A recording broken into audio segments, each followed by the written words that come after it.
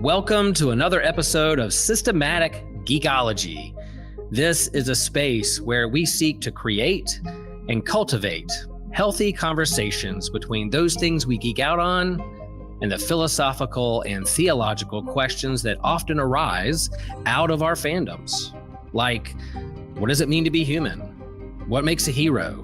What makes a villain? How do the stories and narratives we geek out on shape how we live in the world? We are your priest to the geeks.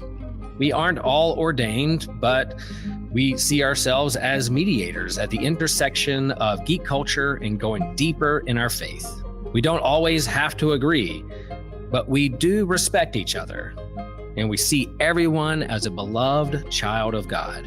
Everyone geeks out on something, so come geek out with us and enjoy the show.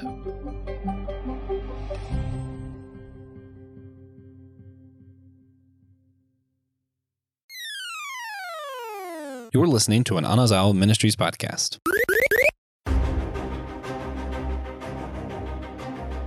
What are the most expansive and interesting appendices and epilogues in the books that we read? Well, we're going to be answering that and much more in a very unique episode of All Reading Counts. This is Systematic Geekology. I am one of your co-hosts, Joshua Noel, here with the one, the only, the great TJ Tiberius Juan Blackwell. And if you're like, man, why is he so great? Man, you clearly haven't read the appendices of your Bibles. It's about how TJ was hanging out with God in the beginning, right there in the appendix. No one ever reads that. Mm-hmm. Yeah. Anyway, we really are going to talk about some appendixes in the Bible and epilogues. Maybe is the end of the book of Mark an epilogue written by someone else? I don't know. Maybe. We're going to have a lot of fun with it. Some of my favorite things to read come out of epilogues and appendixes and stuff like that. And sometimes they completely change a book. So usually with All Reading Counts, we like pick a kind of literature and we're like, we'll talk about this. Like we'll pick books and we're going to talk about Lord of the Rings. But this time we're going to do a little bit more vague. We, of course, do throw this up to our patrons. They had a few things to choose from. We could have been talking about internet articles or blogs, or I forget what the other options were, but they voted on this and specifically said they want us to talk about Lord of the Rings appendix. So, Nick Polk, be ready. We're going to talk about it. Mm-hmm. We're going to do it for you. Which we could technically do, depending. Yeah, a whole episode, probably. Yeah. Maybe more. Yeah. Nick, join in right now and we'll do it. Anyway, before we get anything else, we do have to shout out what was the last kind of literature we read. I can go first because I think it'll be surprising to some people. I've been reading manga. Actually, I think that's what I said last time too. But this time it's the last time we recorded one of these. I was like, hey, I started Kingdom Hearts because it's something I already liked. And TJ was like, you probably could have done it with One Piece too. And I was like, yo, yeah, bet. Then I started reading One Piece manga, and yeah, that's the last thing I read. But instead of starting at the beginning, I'm just reading where I'm at. So I'm like reading Egghead Island manga specifically. Yeah, it's really which good. Is great. It's so good. I love it. Actually, this might be my favorite island since Ace's Execution. I'm not sure, but it might be. I loved Wano. Anyway, TJ, what was the last kind of literature that you read? Same thing, same property.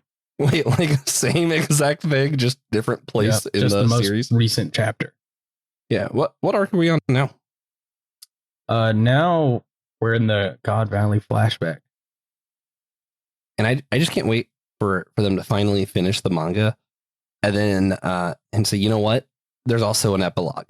And it's just as long as the others, the actual series. He's going to finish One Piece and immediately start Two Piece. We've known this. Praise God. Anyways, with that, if you're on a laptop, please consider rating and reviewing our show on Podchaser or Goodpod. That's going to help our show gain recognition, make it easier to find in search engines like Google or maybe AOL. I don't know if that still exists, but maybe. We're probably helping that. If you're on your phone, though, consider rating, reviewing, or commenting on our show on Apple Podcasts or Spotify. It's going to help prioritize our show in those apps' algorithms, which that's where most people listen to podcasts. So helps a lot. It's super quick, takes like 10 seconds. It's free. So we appreciate all your help in advance. We thank you. We also want to do a thank you and a shout out to one of our sponsors. You can sponsor the show on Apple Podcasts, Captivate, or Patreon. Today, we're shouting out Jonathan Augustin. Jonathan, you're amazing. And remember, listeners, if you want your own shout out to be like Jonathan, you too can support our show for $3 a month on one of those 3 platforms: Apple Podcasts, Captivate, or Patreon. Also, we do have to let you guys know. Let me make sure I got this up for the YouTube people. Everything on our All Reading Counts merch. So there's a series you can follow down below. There will be a link to the playlist. You can find all the episodes in our All Reading Counts series. There's also going to be a link in the description for some of our merchandise with All Reading Counts. Anything you purchase there, or if you get the bonus episode on Patreon and you pay for it, all the funds that we get for All Reading Counts stuff, we actually donate to our public library. So the reason we do this series is to support literacy, and we do want to take those funds and help our public libraries as well. So if you're on YouTube, you can kind of see some of the merchandise that's on the website.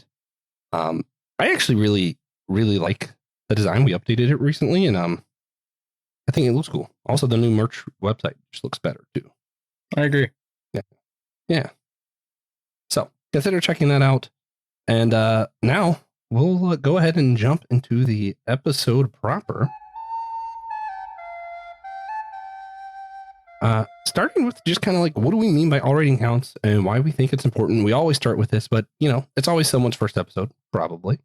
For the most part, statistically speaking, it is always someone's first episode based on what I'm looking at. So, TJ, what do we mean by all reading counts? Why do you think it's important? So really what spurned it, what really caused us to start doing this, is because a lot of people don't consider audiobooks to count as reading. And we disagree, but we're extending that to, other shorter form content that people might not consider reading. Poems, novellas, just comic books, manga, those kinds of things that do often get discredited as reading, in like 2nd grade for your reading log. Teacher's like, hey, that doesn't count. We don't agree. You can tell your 2nd grade teacher that. Go find them. Yeah. Write them an email. Pretty sure my 2nd grade teacher is Miss Reagan. I'm going to let you know, Miss Reagan. Mm-hmm. Exactly what I think. Mm-hmm. But we're trying to combat that with all reading counts. And we're also promoting reading as a whole because so many people have eschewed it for other forms of entertainment. But there's a lot of benefits to reading, improved cognition, memory, all kinds of stuff. Josh, you have more benefits? Yeah, I mean, everything that TJ said. Longevity of life actually is among the things there. Increases your vocabulary, your mental awareness, all that good stuff. And yeah, they've done the studies. They've shown that, scientifically speaking, comic books, audiobooks give you the exact same benefits as the other forms of reading that people more traditionally count as. Hey, if it helps, do it, and who cares what other people think? Mm-hmm. Mm-hmm. Yeah. But also, I just want to reiterate what TJ said. It is a lot to do with like disabilities, and why I'm so passionate about it is, people are like, oh, audiobooks don't count. And a lot of people, that's literally the only way they can read. Or comic books or that can't count. And people who are on the spectrum or people with ADHD, different stuff like that. Sometimes that's really the only thing they can read. And then to discount that makes them feel like they're not able to do this thing. When scientifically speaking, they get all the same benefit from what they're reading. And there's no reason you shouldn't count it. Yeah. I love doing the spill every episode. It's fun. Not every episode. If we did it every episode, I think it would get old. But every all reading counts episode. Yeah, all the relevant episodes. Yeah. So, TJ, what is your history when it comes to appendices and epilogues? Since that's our thing today. Did you always read these, or did you used to skip those when you were a kid? Never skip something. So the way I read everything, growing up was from the library, and I didn't live in a city or something. So when I finished a book, I couldn't just take it back. It was a process. I had to either wait until the next school day, if it was from the school library, or had to wait until my mom wanted to go back to the library to, take it back. So by the time I gave that book back, I read every inch of paper in it, including the appendices and especially the epilogues. I would never skip an epilogue. Are you crazy? But the appendices for me, it's always, I learned quite a few words from books, including names and, therefore foreign language like pronunciations vaguely, because they're often based on just non-English languages for fantasy novels, which is most of what I was reading growing up. So of course I was going to the appendix looking up how to say these names that I've never seen before, never seen that combination of letters. The appendices are a very important part of any young fantasy reader's journey. Mm-hmm. I feel like I have a much weirder relationship to these things than TJ. I did not ever skip them, but when I was younger, and maybe someone told me I had ADHD, but in our family it wasn't like a real thing, so whatever. I never quite learned how to cope with it. So for a long time, if all my friend group was talking about a book, like let's say Lord of the Rings, I would almost exclusively read the appendix and epilogue because it's what I had the attention span to read. And then I would know enough stuff that other people didn't know that it really seemed like I read the book. So I didn't have to feel ashamed. So I did that as a kid. Then as I got older, I learned how to actually read and cope with some of my own disabilities. And I just never stopped reading the epilogue and the appendix because I grew up kind of like that was all I read. So I knew the importance of it. Like a lot of information, that's the only place to find it. And then for a long time, I had this weird thing like where it was easy for me to read like theology books or books about the Bible, commentaries and that kind of stuff. But I had a harder time reading like fiction. In a lot of those books, especially like one of my favorite Bibles is the New Jerusalem Bible. They do like abbreviations and stuff in the footnotes that doesn't really make sense unless you reference it with the appendix in the back that kind of explains what do these abbreviations and different things mean, which kind of solidified for me the importance of all that. So once I started actually reading more fiction, it just kind of carried over. Yeah. Howdy guys, I really hate to interrupt, but my name's TJ, and I'm here to tell you about our new merch. We have incredible new stuff with Fourth Wall. We have just partnered with them as a news store. They have a lot more to offer, which means we have a lot more to offer. We can now offer you beautiful Comfort Colors t-shirts. They're so comfy. I wear mine all the time, and we've got it all now. Cups, hats, backpacks, pajamas. If you want your systematic geekology pajamas, you know where to go. My personal favorite is actually our Throne of Geeks shirt. It is Comfort Colors, blue, black, green, red, orange, and the shirts are just so nice. And the shirt itself, we've got the Throne of Iron geeked out because, that's our brand. We've got Mjolnir on there, the Buster Sword, Trident. Basically just the coolest weapons from our favorite properties are on the shirt instead of a bunch of normal boring swords from the boring series Game of Thrones. So check that out, and thank you. So, with that, TJ, clarify for everybody, what's the difference between an appendix, an epilogue, footnote, etc.? Etc. is a term usually used in lieu of at all. But so an appendix is additional matter at the end of a book. Traditionally, you can put the appendix in the front after the glossary. I've seen that once or twice. It's weird. I don't know why a publisher would clear that. Appendix goes in the back. Mm-hmm. But traditionally, and when I say traditionally, I mean by the word of Tolkien, it goes in the back, and it is additional content in the story that connect you more to the world. Usually it's something like that. A lot of the times it will be, you can have maps back there. You can have pronunciations of names back there. Basically any additional content that the author thought would be helpful for you to have with the book, that's what's going to be in your appendix. So super helpful. I don't really see a reason not to read them unless you're just trying to burn through books. Just move on to the next one, sure.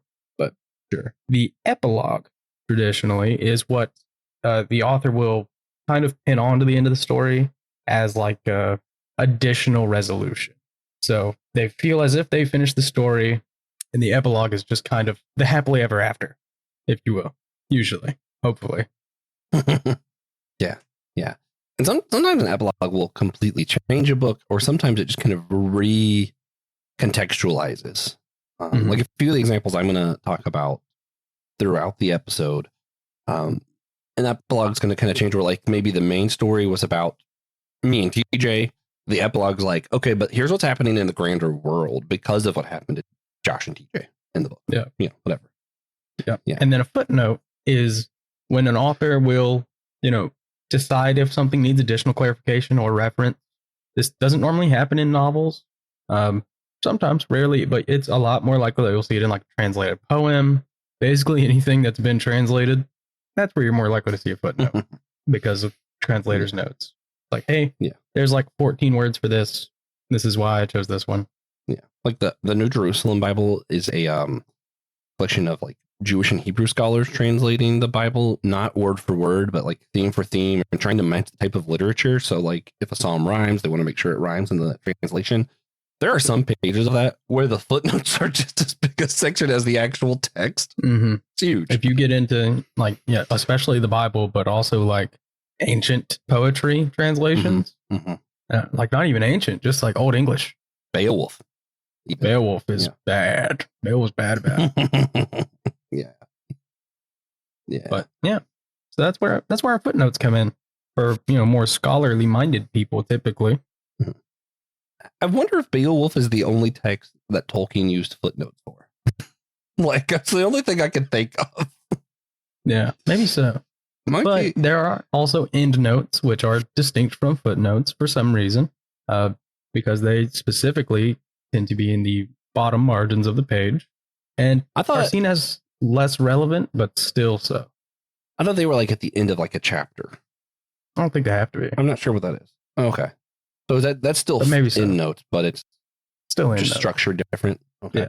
Yeah, because a lot of the books that I like that are like for perspectives of ecclesiology or whatever, like there's a whole series that I like to read that's like different perspectives from different Christian traditions on whatever. So they'll have like one person argue, then three other people will respond to his main article, and then at the end of the chapter will be all the footnotes or end notes that are like where they're all pulling from, or when one person referenced another person, all that kind of stuff. I think that is specifically the case in like academic situations, at least from what I've seen. Yeah, that makes sense. So, yeah. Anyway, I will say though, the one exception for me, I don't read the maps in the appendix. I'm not a very good visual like reader, I guess. So like, even like I could look all day at this like thing of Arda, and like if I try hard, I could see where Sam and them went on the map. But as I'm reading the story, nope, doesn't happen. Just does not help my brain. I love it. I love it. My room in my apartment, you can't really tell. My room at home at my parents' house is covered in maps. 3 of the 4 walls of my room are covered in maps, and not like fantasy maps either. I have 1 fantasy map, maybe 2, hung up on my wall, and one of them is from Red Dead Redemption. So that's not a fantasy map. That's just Texas. That's Texas 200 years ago. Funny. I will say though, some of the Bible appendix, sometimes like I remember early on when I started looking at the maps, it did change some of how I read it, just because of like seeing how like Paul's journey went. If you have like one of the maps that like with the path that shows like everywhere that he went and missionary, you kind of realize that their whole world was around the Mediterranean Sea, basically. So like a lot of times when you're like, oh, they went to Rome and then they went to Athens, I'm like, wow, that's crazy. And then like you see it on the map and you're like, oh yeah, to them the world was like this little piece of the map by Mediterranean, like Americas and all this other stuff didn't exist. And it doesn't seem as vast when you see like the seas in the middle and they're kind of just doing like a loop. Because in my mind, Europe, Africa, Asia, like those are completely different places, but he's just doing like this little loop. Yeah, if they just had like some real good boats. Yeah. Yeah. Anyway. A lot of time. There was a ferry that went across the Mediterranean Sea. Oh? Yeah, that would have been super helpful. Oh, I thought you were telling me there was one. You were telling me about your experience with the ferry on the Mediterranean Sea. I was like, I haven't heard this story. No, not yet. All right. So do you think, TJ, that epilogues or appendices are ever a sign that the author was just unable to explain the characters well, or wrap up the story well in the main event? Like, do we need the map because they really just didn't explain it well enough for us to visualize it? Or like, I don't know. Why do they do this if they already have it in the story? So I think, especially for an author like Tolkien, making the map will help you not only contextualize the story, but also conceptualize the story. So it's helpful as a writing aid. When I've made a couple different like custom campaign settings for D&D games, I always start with the map. It just helps me. Tolkien, way smarter than me. He probably just really needed his world to be visual. He wanted people to know how smart he was. Mm-hmm. So he created a world. But typically I feel like the author won't put that stuff in an appendix because they couldn't fit it into the story. It's more like it wasn't necessary to fit it into the story.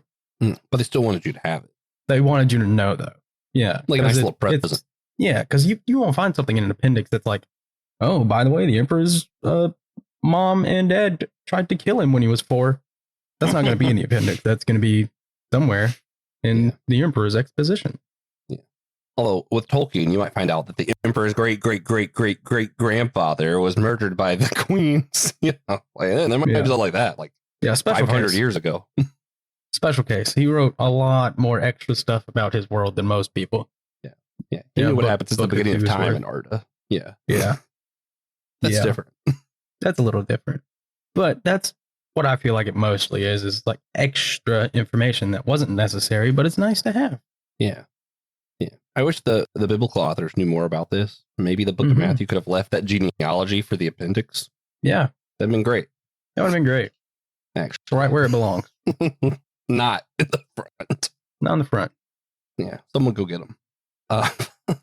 But do comic books or video games ever do anything similar to an epilogue? So like, is the bonus level of like a Sonic video game or like, you know, the comic book last frame of Dr. Doom showing up? Is that the same thing as an epilogue? Oh yeah, definitely. Well, in some cases, obviously there are different writing styles for comic books. They vary greatly. Usually I'll find for a big event like Secret Wars, Infinity War, Blackest Night, you know, big stuff. They will have like an epilogue of how the world is, you know, going after the big event happens. Most comic books, I feel like, don't. They'll have a little preview of, you know, what's going on in either other comic books or the next issue in the back, typically. Video games are different. Different but the same. So a lot of games will do that like bonus level. And a bonus level is not the same as an epilogue. A lot of story-driven games have epilogues where they're covering the same subject matter as a book, but for your, I'll call them arcade games, you know, they'll also have bonus levels that aren't contributing to the story, but they are contributing to the gameplay because that's what it's for. It's a video game. In Street Fighter, which famously had no or very little story for the first 10 years of its life, there are bonus levels if you play arcade mode because you get to beat up a truck. That's the bonus level. Yeah. You're not fighting a player or a computer, you're fighting a truck and it doesn't do anything. You just beat it up and score points. Yeah. I think the epilogue usually is within the game. And maybe like the appendix is more like, so like India, it's different from like arcade games where you had bonus levels to like now modern games just will do DLC. So like Indiana Jones and the Great Circle released the Order of Giants, and it's more like an appendix because it explains kind of what happens to the giants. Like it was something that was in the video game. There was no need for that to be part of the story.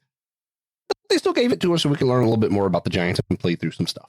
Yeah. And it's not as much anymore, which really stinks. But, you know, growing up, you know, 2000s, 2010s, a lot of games will have bonus content, which is concept art, galleries, that kind of thing. And that really feels like an appendix to me. My favorite one ever is the 2004 GameCube release, specifically, just because that's what I had, of Peter Jackson's King Kong, the movie, the video game, because their bonus content gallery was a museum and you could walk through it and look at the stuff that you unlock. Sick. So good. It was so good. My favorite, surprising to no one. One of the times when we were waiting 5 million years for Kingdom Hearts 3, they did like one of the re-releases for Kingdom Hearts 1 and 2 and all the games in betweens. Actually came in like a little white, like hardcover book, and you have like the game in there, but then there's like all these pages of concept art from like before they ever did the first game, and I love that stuff. And that's definitely falls under the appendix. Like it's literally book pages at that point. Yeah. And I feel like a lot of games could like learn a lesson from the appendix, and a lot of RPGs you'll find, you know, journals, logbooks, books in world. If you're playing, you know, a big one like Xenoblade, Skyrim, Oblivion. A lot of zombie games do this really well. Yeah, but they just let me have like a little option on the main menu to go read all the books that I've found in the game so far. Yeah. And like give us a library. Kingdom Hearts, you find all Anselm's reports, and then later you learn it's not Ansem, but who cares? And it does. It explains who the Heartless are, all this other background stuff that 10-year-old me didn't care about, but adult me who's still playing the same game is like, yeah, I'm going to read all of these. This is great. Oh, I was the opposite, dude. I used to, every time I found a book in any game, I read the whole thing. Now, I'm a lot more likely to skip. Yeah. What's funny is that's how I learned a lot about Marvel characters. Marvel Ultimate Alliance did that. Something similar. Oh, yeah. They did a great job. Yeah. I learned so much about the character. That's actually why I got into Marvel comics, I think. And before then, I was like, I exclusively want Batman content. And then I was like, changed my mind. Marvel Ultimate Alliance is right. These characters are. And they are. And it is. Yeah. What about movies? Like the after credit stuff that Marvel started doing? Is that more an epilogue or an appendix? Like at the end of Thunderbolts, like we see Fantastic Four showing up. So it's kind of like opening the world up. But it's like a brief scene. Yeah, I don't consider that an appendix. That's more like a teaser. Mm-hmm. Maybe like a footnote. End note. That's the end note. By the way, Fantastic Four. Yeah. All right. I love it. Okay, so as far as actual books, epilogues, appendices, what are some of the ones that stand out the most to us? Yeah, me specifically, just because you wrote it down, I want to talk about it. Aragon's Guide to Alagacia, loved it. Yeah, I wasn't sure if that counted. I was actually going to ask you, does that or like Fantastic Beasts that J.K. Rowling did, where it's like a separate book, but it definitely functions as an appendix? What does it fall under? Well, I agree with you. It is a separate book, and Aragon's Guide to Alagacia, I think, is more like an appendix than Fantastic Beasts, because Fantastic Beasts really has its own narrative that it's pushing. Yeah, it does. But Aragon's Guide, it's just, to me, it's really nostalgic. It's special to me. Also really annoying to me, because I'm barely younger than Christopher Paolini, and I found that out because I'm pretty sure I was reading Aragon when I was like 12, 13. I told you about the stupid thing my brother did, right? Not yet. Do you want me to tell you now? I didn't mean to interrupt you, but sure. I think you'll find it funny, and also want to punch Matt. Mm. Man, it won't let me change. Okay, there. My brother used to be obsessed with those books when they were coming out, and he wrote a letter to Christopher Paolini, and Christopher wrote him back. Matt had a letter handwritten by him and signed it, everything, and he lost it. I'm like, Matt, that's crazy. Dude, you had no idea. You have no idea. Because like this guy, like now it's huge. Like back when Aragon first came out, people were like, and now, guy's huge. Yeah, and his other books are really good. His sci-fi stuff's great. But just for clarity, I am a good bit younger than him, but he wrote Aragon when he was 16. What? Yeah. Insane. Yeah, and you can kind of tell if you go back now, but it was still a great book. Anyway, it really just gives you more of what we wanted. Because he was so young when he was writing the series, there's a lot of stuff that felt like it got left unsaid, and that's what Aragon's Guide really helps with, and I think it's wonderful. I actually haven't read that one. I just recently finished it in Heretic Cycle like last year. What? So I feel like I should pick that up. Yeah, I never read it until you and Christian mentioned it like several times on 2 different episodes, and I was like, maybe I should finally read this. Yeah, I like it a lot. And audiobooks are good. I bet they are. Yeah, especially being able to, because that's the appendices of those books have the spells pronunciations in them. that's super helpful. That does seem important, especially when he titled the second book one of the spells, or the third book, Prisoner. That was pretty funny. Yeah, that was pretty funny of him. So Fantastic Beasts and Where to Find Them.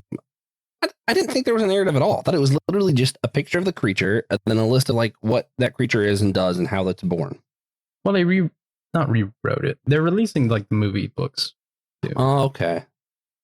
So yeah, I was thinking of like back in the day, because it was like something that was like mentioned in one of the stories or whatever. It was like one of Harry's textbooks, and then they released this, and I loved it actually. When all it was that, and not the actual story of the movies or whatever. Mm-hmm. That's pretty awesome. I like being like, and literally just a frog has to sit on some eggs. That's how I get a basilisk. That's it. Yeah, it's pretty awesome. Sick. It's really special. Wildly it reminds me of like the dragonology books that treat dragons like real animals. Yeah, I love that. Love that. Yeah. So basically, what we're saying in this episode is that appendices are for nerds, geeks, geekologists specifically, who want to dig deeper. Yeah, it's true. So they count. Yeah. Well, and since specifically Jonathan Augustine was the patron who was like, we had a vote and there was a tie on what we should do for this episode. But he left in the comments, please talk about the Lord of the Rings appendix. That's what won the tie. No one commented about the other thing. We just wanted to take a moment to ask you all to consider sponsoring our show. You can do so by becoming a member in the website down in the show's description. It takes a lot to keep this show running as far as editing equipment, paying the site that platforms our show to all the different mediums where you listen to your podcast, going to events. There's a lot of costs behind this. And I was thinking of the most fun way to do this ad. And I was going to do like, one of those songs where it's like, there's a log on the lake. And then by the end, it's like, there's a speck in the eye of the flea on the log on the lake or something. Then I realized that would just take too long and I don't want to bore you guys. So I'm going to list some of the benefits you can get for being a member as a thank you to those who do take some of their funds to help sponsor our show. At the free tier, you get some perks, including like free episodes. Yeah, you don't even have to pay to get extra content that goes along with our annual theme, or even in collaboration with the Rethinking Faith, we're going to be doing Rethinking Comics, and you can get that on our website if you want to follow that series. As you move up to some of the paid tiers, you get access to exclusive merch only for our sponsors. You get access to the bonus questions we do each thing, and all kinds of things that are like shout outs for all tiers. You can get a shout out on the episode. All of the tiers come with some incredible benefits. As you go through some of the different ones moving up, you get different % off of our merchandise. We just straight up give you money towards purchasing stuff. Some of the tiers just get $10 a month to buy stuff from us. We do free giveaways. Some of the tiers come with birthday presents, Christmas presents, free t-shirts for our members. There are lots of things that we do because we just want to show our appreciation for those who are able to take their funds and sponsor our show. But we also want to remind you, whether or not you can financially support the show, we appreciate everyone who takes their time to listen to this. Remember that verse that's like, perhaps you're here for a time such as this. Well, perhaps you're here for a time such as sponsoring our show, or perhaps you're not here to listen to ads, and I should wrap this up. So that's how you win. If you're on Patreon and you see a tie and you want your side to win, leave an interesting comment. That's the tiebreaker. Mm-hmm. So Lord of the Rings Appendix, it's literally how we get the entire show. Rings of Power is literally only based off the appendix. It gives you like genealogies. It gives you like history of the character, history of the rings, all kinds of just crazy, wild and out stuff. TJ, have you read the appendix to Lord of the Rings? Mm-hmm. Yeah, it's been a long time, but I have. And it's because it's interesting because like there's a little appendix in Two Towers and Fellowship. And Return of the King, and the appendix is like 100 pages or something. It's just so much. But that took me by surprise the first time I was reading them. Isn't the Tree of Gondor, isn't its entire history is just in the appendix, right? Like how it actually came from Numenor and all that? Yeah, the entire appendix. The appendix is just way more content. And then there's the Silmarillion. Yeah, which functions as like a appendix almost. Yeah, with some really good short stories sprinkled in. It's like if you take appendixes and just combine it with short story anthology, I think that's what the Silmarillion actually is. Yeah, and it's great. Perfect. One of my favorite books, actually. All right, so some of the other ones that stand out to me, one of my all-time favorite, I'm going to call it an epilogue. The Screwtape Proposes a Toast. I'm not sure it counts as an epilogue. C.S. Lewis releases this separate from the Screwtape Letter.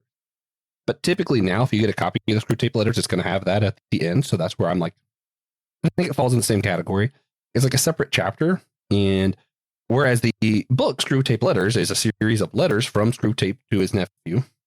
Or am I getting that right? Wrong. Is it Wormwood to Screwtape, or is it Screwtape to Wormwood? You ask me. Don't ask me, Mr. T.S. I'm pretty sure Screwtape is writing to Wormwood. Anyway, at the end of the book, yeah, because it's Screwtape. Okay, anyway, at the end of the book, when you get to Screwtape Proposes a Toast, this is C.S. Lewis just like, oh, by the way, at the college graduation for demons, Screwtape is there. This is like toast, like, hey, we're doing so great, and here's what we're doing. And he gives an entire thing of like, here's what's going to happen to the education system and how we're going to get people to be polarized and turn against one another in politics, even though it's not about that at all. And you're like, like, I dare someone to read this. Like, it's literally just C.S. Lewis describing what modern day America is going to look like. Like, that's all it is. And you're like, what? he pretty much, when he talks about the education system, Screwtape's like, here's what I think we should do to their schools. And it's almost exactly the No Kid Gets Left Behind program. Like, it's verbatim, pretty much. You're like, C.S. Lewis a prophet? Like, it's wild. Vastly different from the other letters, which is why it's separate. But I think it's a must read, personally. Yeah. Then a weird comic book one. Oh, I haven't read Sandman Overture, so I'm going to take my earbuds out and you just need to wave at me really hard when you're done. I won't say anything about it. Okay. I'll just say it is interesting that Neil Gaiman actually just straight up writes. Also, just does an entire epilogue at the end. It's like, by the way, Sandman was such a good book. But wait, there's more. I think that's what an epilogue really is. It's but wait, there's more. Yeah. Yeah. Also really good. Neil Gaiman really just loves writing his stories. Yeah. And I feel like Sandman's one of those where, like, yes, it's a comic book, but it's also just straight up a novel. Like, it's so good. Yeah, it is. It's special. Yeah. Other ones that stand out to me, there's a lot of theology ones that I could bring up. Even Forgotten God by Francis Chan. I know a lot of more progressive Christians don't like Francis Chan as much as I do. Because, yeah, a lot of his theology I disagree with, but Forgotten God, he talked about how, like, we claim we have the Holy Spirit living in us, and then we just don't act like it. I mean, his epilogue in that book moved me to tears and had a moment where it really helped me overcome some of my own mentality over the injuries I've had. That's how I'll describe it. Yeah. One of my favorite scholarly works is Who Wrote the Bible by Richard Elliott Friedman. He is a Jewish scholar, and he's just talking about the Pentateuch, really. But in the epilogue, he kind of has like a verbatim, because he goes through like the documentary hypothesis where like 5 different sources wrote different parts of the book, and some redactors came in and edited them into the books we have today.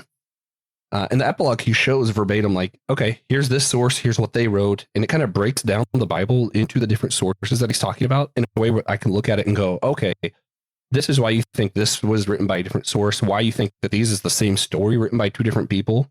And then after reading that, now when I read the Bible, I'm like, yeah, I just read the same story twice. And yet somehow I would have never noticed that if it wasn't for the epilogue in Richard Elliott Friedman's Who Wrote the Bible. I'm assuming you haven't read that. Have you read Kindred by Octavia Butler? I haven't. You should. Tiffany read it, really liked it too. But you should Tiffany can read? Yeah, she's got the Kindle Unlimited thing now. So now it's like, I'm just constantly hearing about these books that I might never read. But Kindred is different. I will read Kindred because it's a sci-fi African-American kind of thing. Octavia Butler writes a cool story. It involves time travel. The way the book ends, because I don't want to ruin it, because I actually do want TJ and other people to read this one. But the way the book originally ends, it shows the physical harm done to the married couple who keeps going back in time and seeing like enslaved people in America back in the past, and how they were physically hurt from it and their lives were changed at the end of the story. The epilogue shows them revisiting the place where someone was buried that they met in the past. And it really opens up to the whole of America and kind of asks this question of like, will America ever heal from what we've done?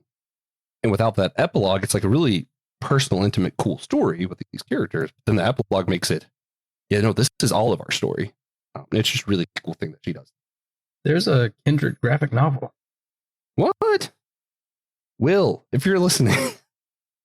That's pretty cool. Yeah. Yeah, I kind of want to check that out now. Yeah, so I guess those are my main shout outs. Yeah, I was trying to figure out were there any other ones that I wanted to make sure we shout out. I think those are the main ones for me. Then, like, these are some awesome epilogues, awesome appendixes. Obviously, there are others that I will say. But just real quick, To Sleep in a Sea of Stars, which is Fisher's apparently first foray into sci-fi, had a really cool appendix where he had drawn some schematics of how these ships were, built and how their technology works. That was super fun. I like that a lot. Yeah. How do we feel about some of the books that are basically the appendixes written by other people? You know what I mean? Like, because I know the Inheritance Cycle has a couple of these. Obviously, Lord of the Rings says if you actually have a series of 6 that other people wrote that are just like, here's what's going on in Lord of the Rings and explaining it and kind of doing like basically an appendix book. It's really just a money grab. I like some of them. There's a commentary. It can be helpful. I typically Is it the same thing as a biblical commentary then? Yes. Is this just the Bible Yeah, commentary version definitely. of Especially in that case. sick? Especially in the case of Lord of the Rings. I love a good Bible commentary. I like it more when they actually include the scripture, so I'm not having to like reference back and forth. I can just read the commentary. Yeah, I think a lot of people who write commentaries are overestimating how large my desk is. Yeah. I want to kind of like go get my Oxford like English commentary of the Bible. It's like, yeah, because like you expect me to have your commentary and also the Bible open together so I can like do my reference. Yeah, no, not wasting my time. I don't have like a drafting desk. Those layers. Yeah. You're not Shrek. I love them. But some of it when it's like about TV shows and movies too, though, are fun though. Like I have the Doctor Who commentary appendix basically up there. It's just stuff about Doctor Who. All right. So what do you think is it that draws us into that desire to stay a little bit longer, for the epilogue or to look a little bit more into the details? Like what about these stories really draw us in enough that we'll want this other stuff? It's just that investment, by the time you finish a book, well, and there are two scenarios. By the time you finish a book, you've already spent so much time with it, usually that you just want to get as much time as you can out of it. So you'll read the appendix. Even if there wasn't anything particularly confusing in the book, you'll read the appendix. Or in Tolkien's case, where the appendix is just a lot more story. You're absolutely going to read it. Yeah. You're absolutely going to read it. And if you're listening to this and thinking, I didn't read the appendix, you should. Of Return of the King, you should read at least Appendix A and B. Correct. And learn about Helm Hammerhand, because he's awesome. Mm-hmm. Also, it'll make that one anime film make a lot more sense. Mm-hmm. Mm-hmm. Mm-hmm. But that's typically what it is. Otherwise, it's like you're reading the appendix because you were confused about something and hoping for more answers, like in the Bible. Yeah, I'll say that's worse in most cases. Like if I'm confused enough that I'm reading it just because I hope that it's going to make sense, maybe not a great book. Yep, maybe. So usually for me, it's the first one. Yeah, same. I do want to say though, because like with the Bible, there are some things that like it irritates me how some people treat some of this added stuff as just as important as the Bible, like the maps or the verse numbers or the little headings in their Bible, and a lot of this stuff is done kind of help in translation, but in translation they're also interpreting what they want you to think the meaning of scripture is. And when you get something like the Bible, it's like this is supposed to be a sacred book, and then all of a sudden we're adding stuff to it. We're adding the maps, we're adding subtitles, we're adding verse numbers. To me, it irks me when people treat that stuff as just as sacred as the words, because I think the actual words of the Bible are sacred. All that other stuff, cool, that's somebody's opinion. I feel free to argue with it one way or the other because that's not part of the Bible, right? I don't think the same issue occurs with other texts, but maybe the problem is it's distracting rather than this part isn't sacred. It's more distracting from what the actual message of the book is. So maybe that does still exist. Does that exist in stuff like Beowulf and all that, where like maybe adding some of the stuff that we add distracts from what it's actually trying to say? Yeah. Well, no one tries to write an epilogue for Beowulf because that would be stupid. Yeah. But there are some translations that are looked upon pretty unfavorably because of that same type of thing where they're trying to create their own meaning for something.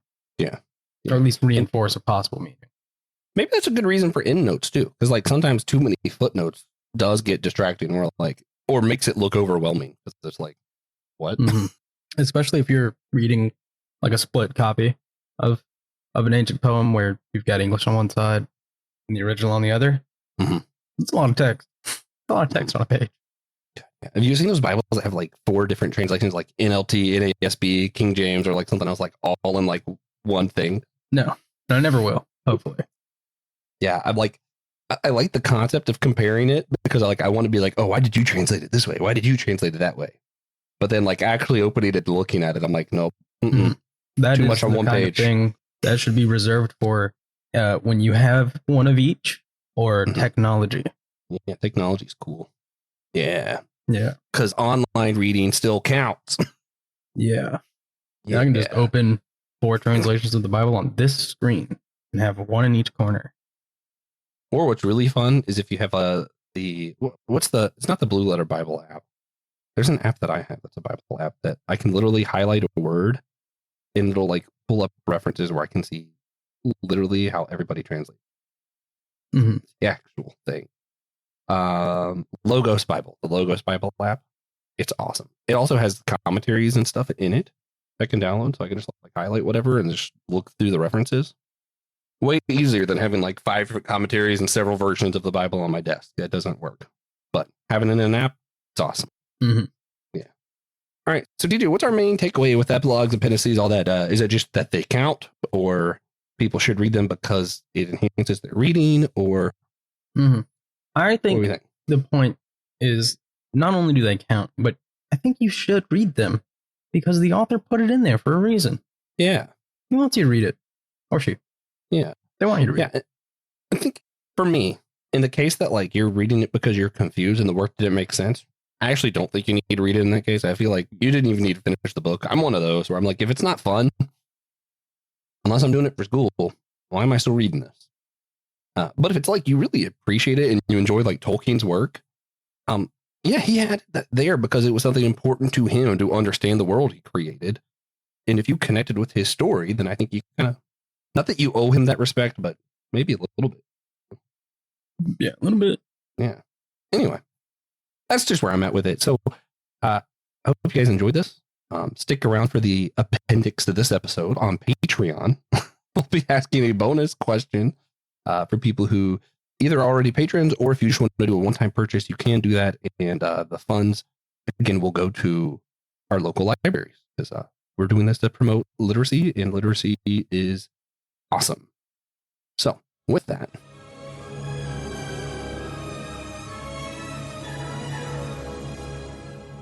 all right, TJ, do you have, before we do anything else, a recommendation for our listeners or anything important, maybe? Well, I did mention it earlier, and I really think if you're into sci-fi, you should check out To Sleep in a Sea of Stars. I think it's a really interesting world that Paolini's building, and this is not the first time I've recommended it.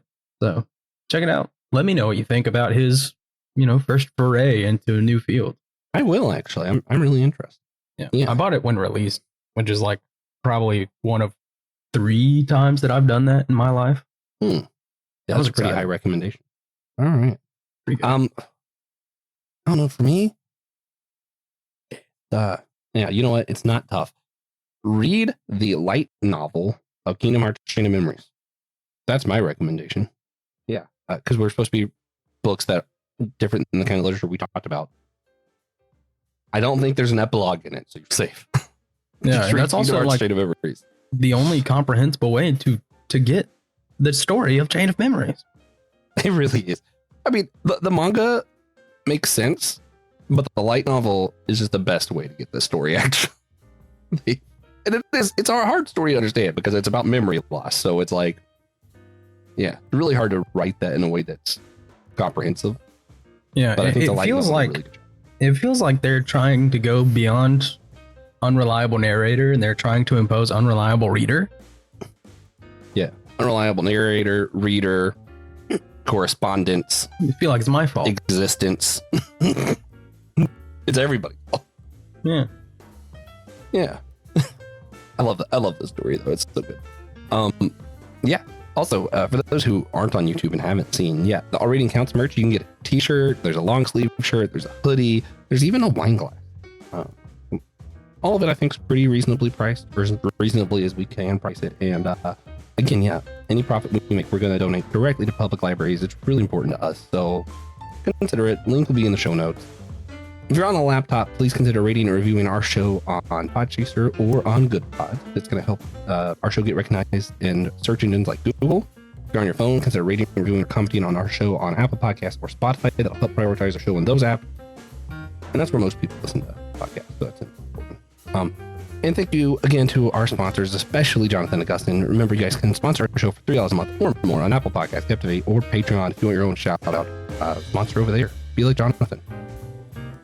And, you can listen to all of our All Reading Counts episodes with a link that's down below in the description. And remember, we're all a chosen people, a geekdom of freaks.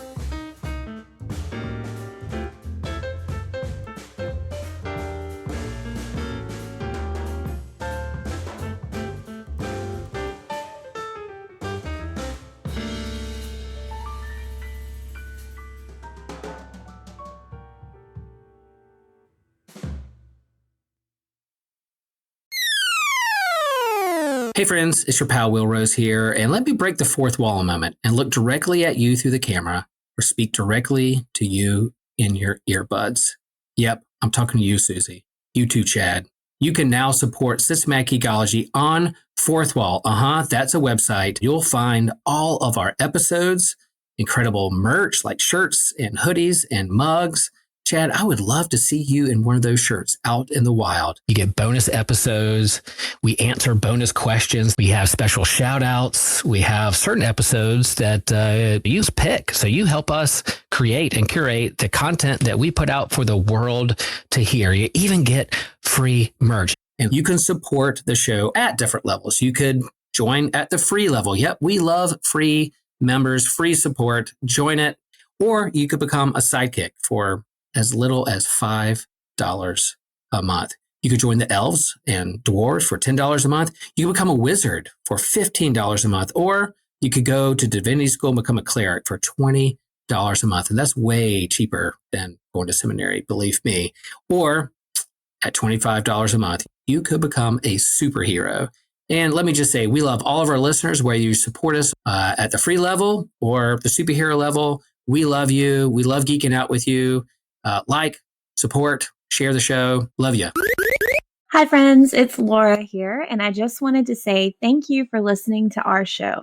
Systematic Geekology is a part of a larger podcast network called the Anazal Podcast Network.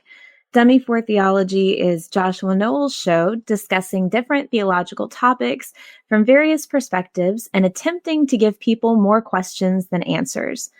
My Seminary Life is Brandon Knight's show. It started as him going through what he was learning in seminary, and after he graduated, he's been doing independent studies and has a lot of fun series like on hermeneutics, Bonhoeffer Summer, and worship. And then Friday Night Frights is a monthly show with Christian Ashley and Joe Day. They have a vote on the Systematic Geekology Facebook group to choose a topic each month and discuss everything from cryptos to ghosts to aliens to serial killers and more. So we hope you'll give it a listen, and thanks for being part of what we're putting out there.